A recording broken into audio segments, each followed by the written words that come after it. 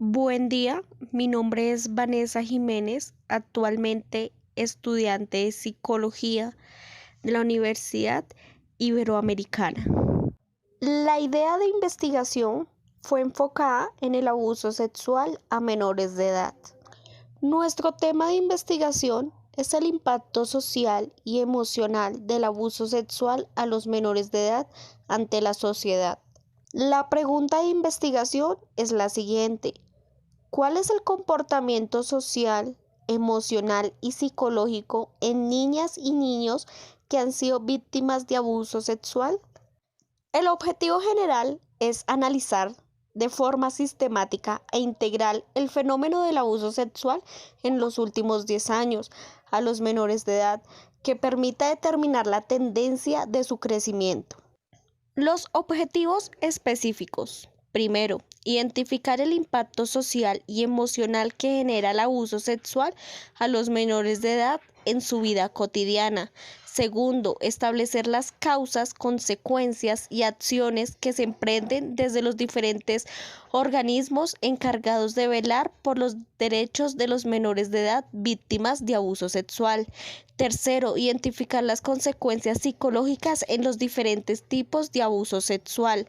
Cuarto, señalar la presencia de los factores condicionantes que llevan a la ocurrencia del delito. Quinto, determinar las características sociales y emocionales que conlleva al agresor al cometer el acto de abuso sexual a un Mi menor. nombre es Fernanda Gómez y yo les voy a hablar acerca de la justificación.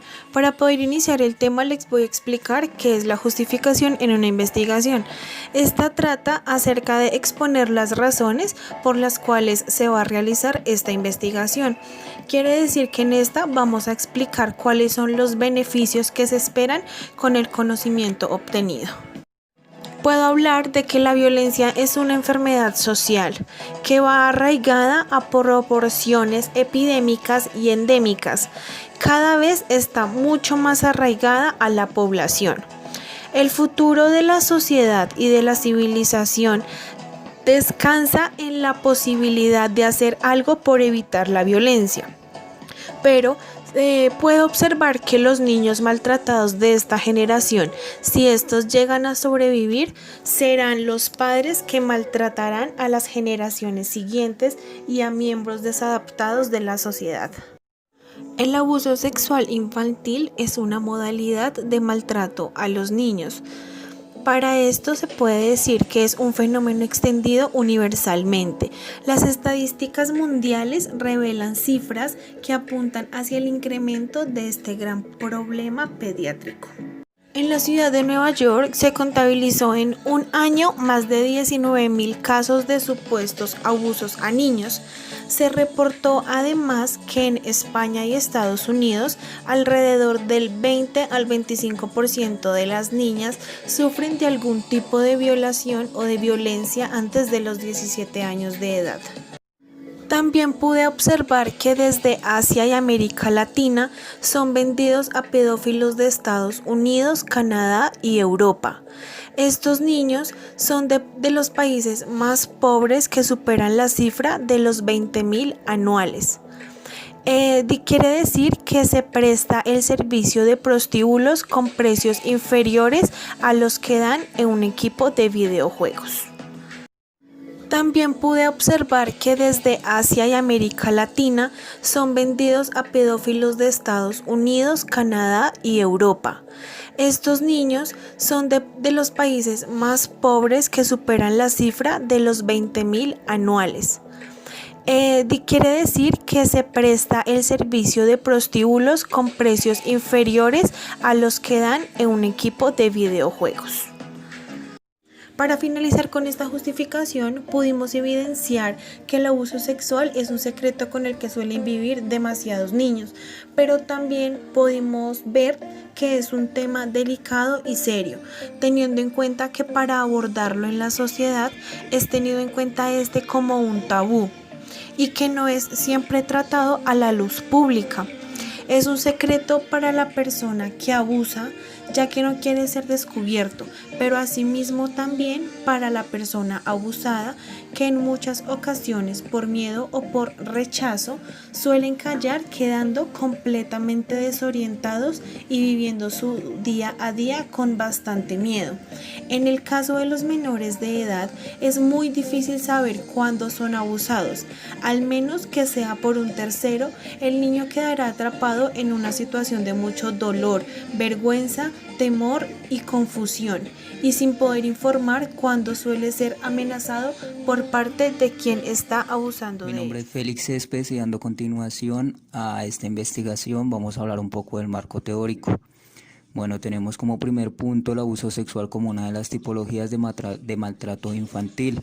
El maltrato infantil se define como una acción, omisión o trato negligente, no accidental, que priva al niño de sus derechos y su bienestar, que amenaza o interfiere su ordenado desarrollo físico, psíquico o social y cuyos autores pueden ser personas, instituciones o la propia sociedad. El maltrato no es un hecho aislado, sino que es un proceso que viene determinado por la interacción de múltiples factores. En muchos casos, esa interacción dará lugar a uno o más tipos de maltrato, por lo que no podemos considerar el abuso sexual infantil como un fenómeno ajeno al resto de las tipologías. Dentro del concepto maltrato infantil se establecen distintas categorías en función de diferentes variables.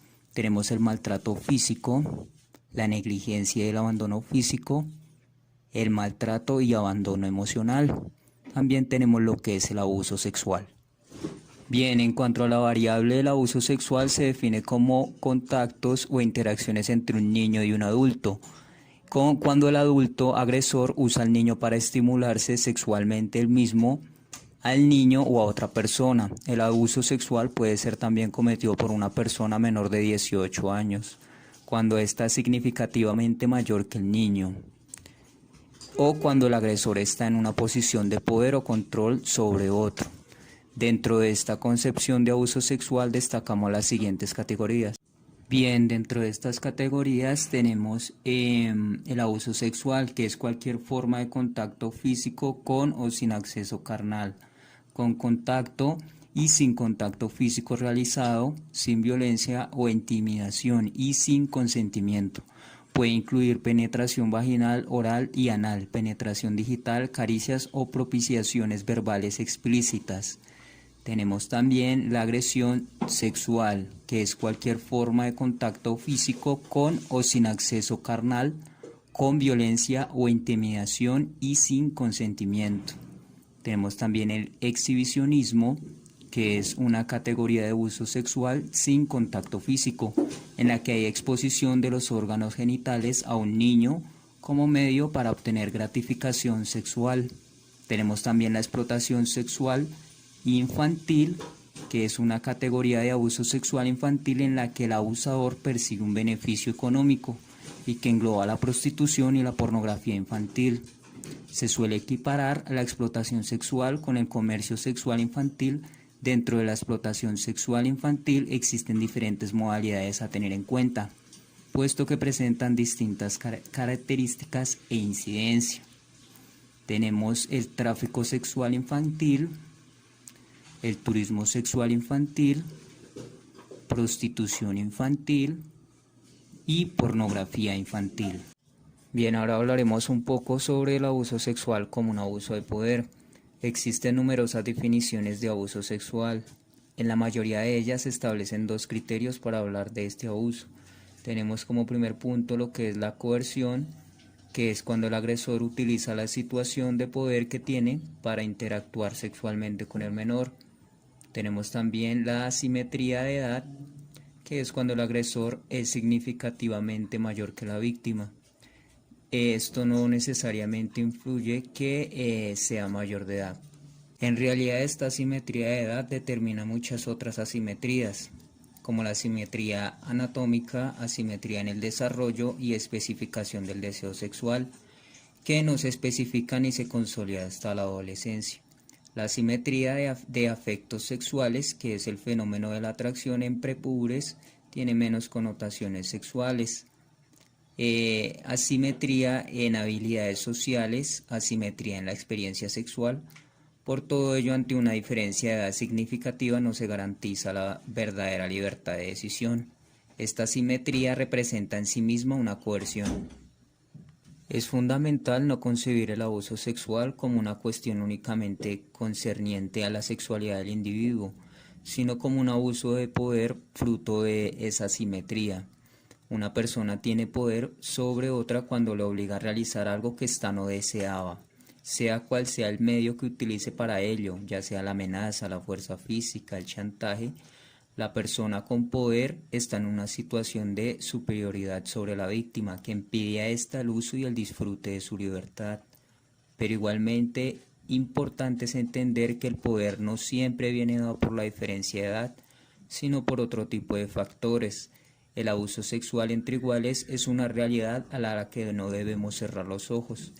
En este caso, la coerción se produce por la existencia de amenazas o porque hay seducción, pero la diferencia de edad puede ser mínima o inexistente, aún así se consideraría abuso sexual. En este sentido, los equipos psicológicos de los juzgados de familia han de jugar un papel esencial y los peritajes psicológicos deberían validarse y perfeccionarse para incluir medidas fiables del abuso de poder, defendiendo que esta es la base del abuso. Somos igualmente conscientes de la dificultad existente en algunos casos para probarla. Se ha mencionado ya la no necesaria edad de una simetría de edad que sí establece la ley, pero es importante que se desarrollen pruebas de peritajes psicológicos y que se les dé prioridad. De todos los modelos etiológicos del abuso sexual infantil, el más aceptado es el modelo elaborado por Finkenhol y Krugman, en el que se describen las 4 condiciones para que el abuso se produzca. Bien, tenemos como primera condición lo que se relaciona con la motivación del agresor para cometer el abuso. En este sentido, los estudios establecen distintas categorías de motivaciones en los agresores sexuales, cada uno de los cuales desarrolla un modus operandi diferente. Puede ser por una parafilia sexual, por repetición transgeneracional de experiencias previas de abuso en la infancia, por un componente psicopático de personalidad, por trastornos de control de los impulsos, pedofilio exclusivo por fijación obsesiva con un objeto sexualizado. Como segunda condición tenemos lo que se relacionado con la habilidad del agresor para superar sus propias inhibiciones y miedos, recurriendo para ello al alcohol y a las drogas. Como tercera condición tenemos por la que se vencen las inhibiciones externas o los factores de protección del niño. Como cuarta y última condición tenemos los que le permiten vencer la resistencia del niño, para lo que se recurre al uso de la violencia o de la amenaza o el engaño y la manipulación. En este punto hay menores especialmente vulnerables como los niños con discapacidades, puesto que en algunos de los casos su capacidad para oponer resistencia se ve seriamente mermada, o como en el caso de los más pequeños, ya sea menor de 3 años. Mi nombre es Daniela Osorio y dando continuidad a lo que está exponiendo mi compañero Félix, podemos decir que una vez establecido que el abuso sexual no es sino una forma de maltrato al niño o a la niña y que este maltrato supone y se basa en un abuso de poder sobre el menor, es importante de cara a la conceptualización del abuso sexual infantil abordar sus particularidades. El abuso sexual es una forma de abuso que afecta a la sexualidad del individuo. En este punto es importante diferenciar la intimidad de la sexualidad y de la genitalidad. La intimidad de la persona está compuesta de múltiples contenidos y uno de ellos es la sexualidad, que a su vez no puede ser limitada a la genitalidad. Este es uno de los factores esenciales a la hora de comprender el abuso sexual infantil. En efecto, este no se limita a realizar conductas genitales con el niño, sino a un abanico de conductas sexuales mucho más amplio. La victimización del niño en el abuso sexual infantil es psicológicamente dañina, socialmente censurable y legalmente perseguible. Sin embargo, el componente sexual de esta forma de maltrato hace que su detección, la revelación e incluso la percepción de este tipo de delitos sean mucho más difícil. La detección viene dificultada por los miedos y mitos respecto al tema, puesto que invade la parcela privada relacional de la persona, no deja indiferente a nadie, nos afecta y nos interpela. Además, existe un gran número de falsas creencias y mitos sobre la sexualidad infantil y las relaciones familiares que afectan a la detención de los casos del abuso sexual infantil. Ahora hablaremos sobre las falsas creencias que existen sobre el abuso sexual infantil. Vamos a hacer referencia a una clasificación elaborada por Félix López y Amaía del Campo acerca de estas falsas creencias.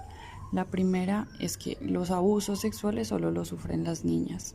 La segunda es que hoy en día se dan más casos de abuso sexual que en el pasado. La tercera, quienes cometen abusos sexuales son enfermos psiquiátricos. Cuarto, los abusos sexuales no se dan en todo tipo de situaciones sociales. Quinto, los niños y niñas en este caso no dicen la verdad. Sexto, los niños y niñas son responsables del abuso sexual. Séptimo, los niños y niñas a veces pueden evitar el abuso sexual. En este caso, si el abuso tuviera lugar sobre un menor de mi entorno cercano, yo lo podría detectar de la siguiente manera.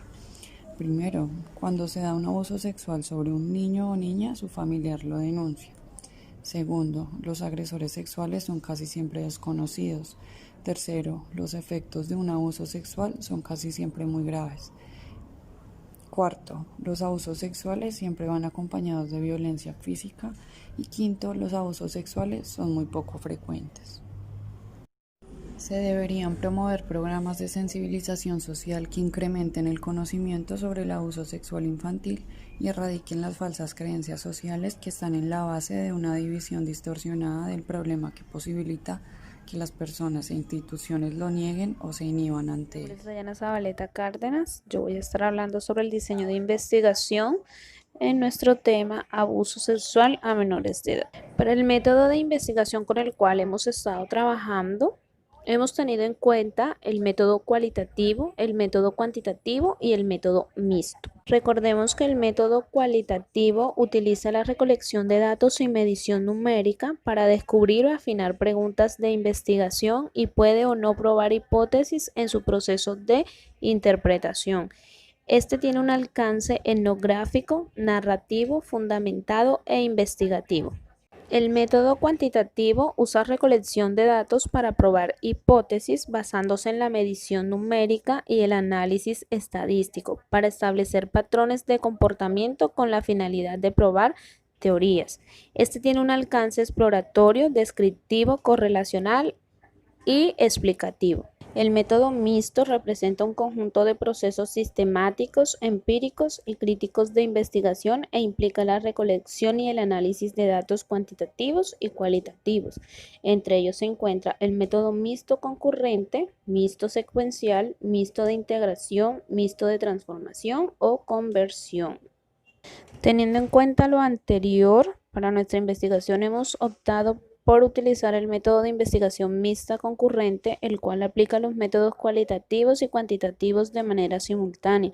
Los datos cuantitativos y cualitativos se recolectan y analizan más o menos en el mismo tiempo y se realizan comparaciones de los resultados. Los instrumentos utilizados para la recolección de los datos fueron la encuesta y el cuestionario, que son un listado de preguntas cerradas para obtener datos precisos. Está la entrevista, que se puede realizar personalmente, por teléfono, de manera virtual. Esta entrevista está estructurada, que tiene una lista de preguntas definidas previamente y se limita estrictamente a estas preguntas. Está la entrevista semiestructurada, donde existe una guía de preguntas o temas generales. Sin embargo, el entrevistador puede desarrollar preguntas nuevas a medida que avanza la conversación. También contamos con las baterías psicológicas, que sirven para ubicar a los individuos dentro de la gama de posibilidades en alta, media o baja, según se refiere a la inteligencia, la personalidad y habilidades del ser humano.